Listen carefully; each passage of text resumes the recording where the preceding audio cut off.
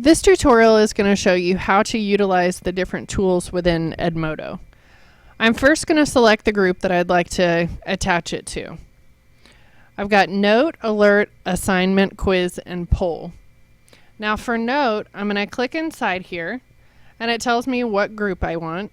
If I want to add another group, I can always just start typing it in, and it will add it to that group as well.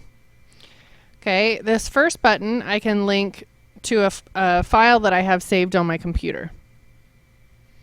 This second one is going to be linking to a web page, so you would put the URL right here, or the web address right here, and then put the title of the web page. For instance, the title of this web page is Edmodo, and then you would press attach.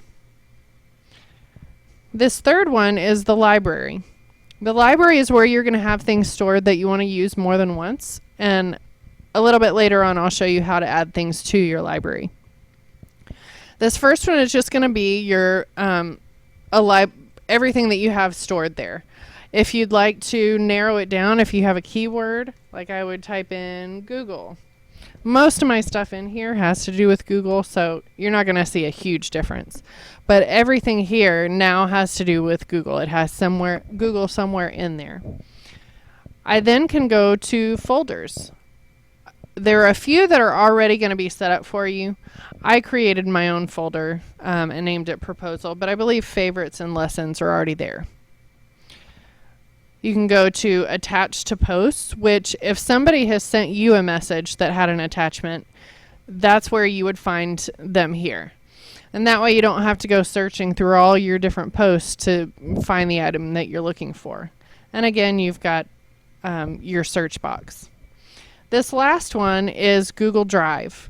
Now, if you have a Google account set up or a Gmail account set up, anything that you have saved in your Google Drive is going to show up here.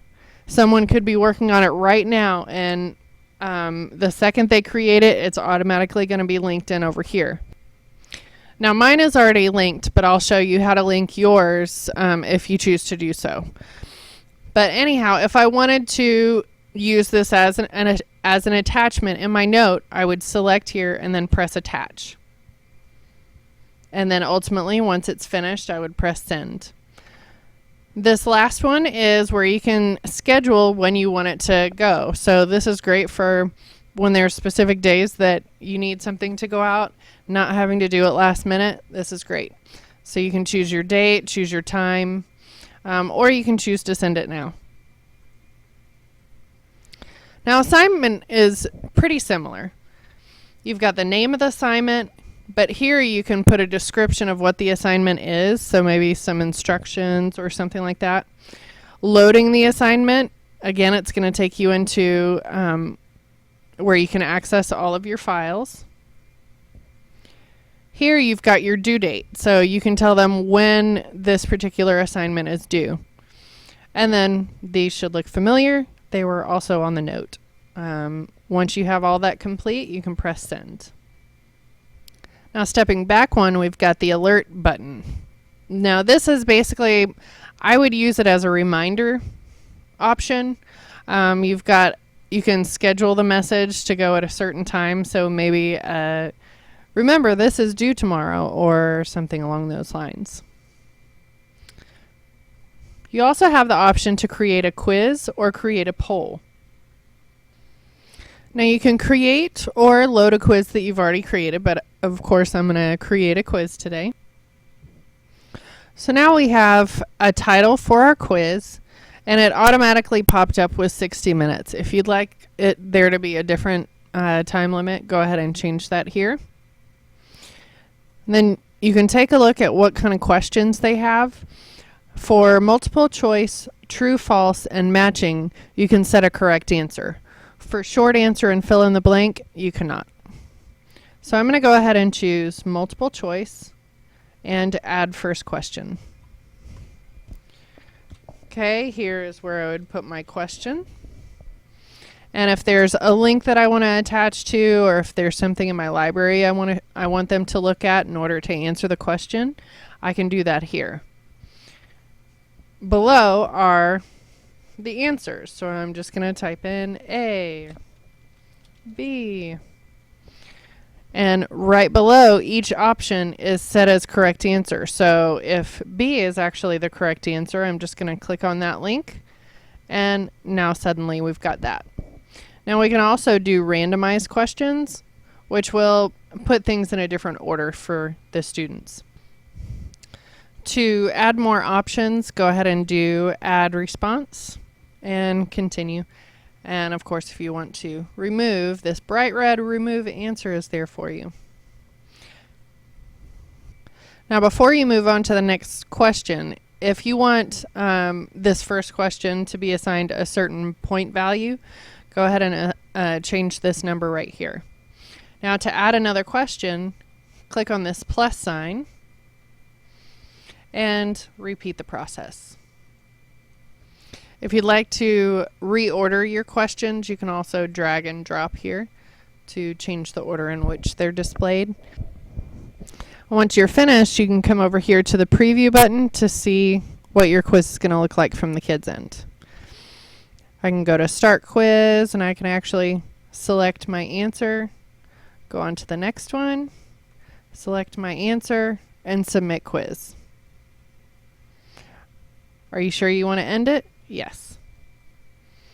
At the end, there's a little rating, so they can let you know how they felt about the quiz. Now I'm going to go ahead and end my preview. And in order to actually assign it, I'm going to press Assign Quiz. And there's also the option to print it.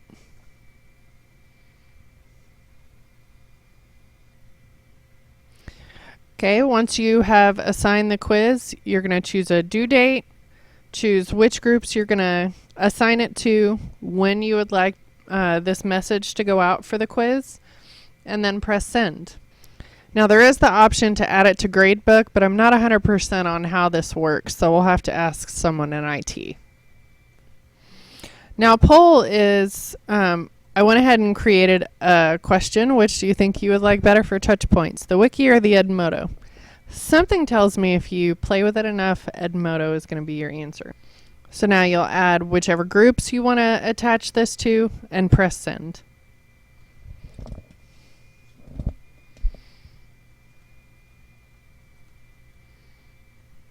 Now as kids start answering the question, it's not going to automatically update, but if you press this refresh button, it'll show you how many people have voted for what.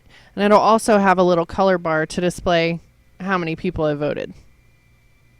The last thing I'm going to show you is located in your library.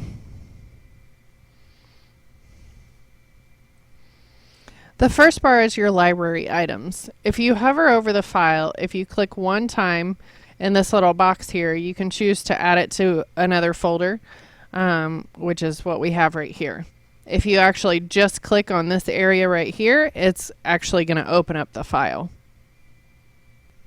Now here in the folder section, you can either create a new folder, or if there's a certain one that you want to get rid of, just select the box and you'll get your little trash can here. The last option here is Google Drive. Now if you don't know what Google Drive is, I can work with you on that, but that's not going to be in this video. I have a Google account set up with the same email address that I do through Edmodo. So whenever I do connect with Google Drive, it's automatically, after I accept the rules, of course, going to link me to my Google Drive.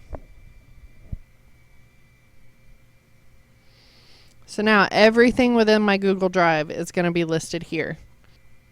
Now that's going to be all for this video, but I'll have one more video showing just a few of the things that I didn't display on these two videos. Have fun Edmodoing!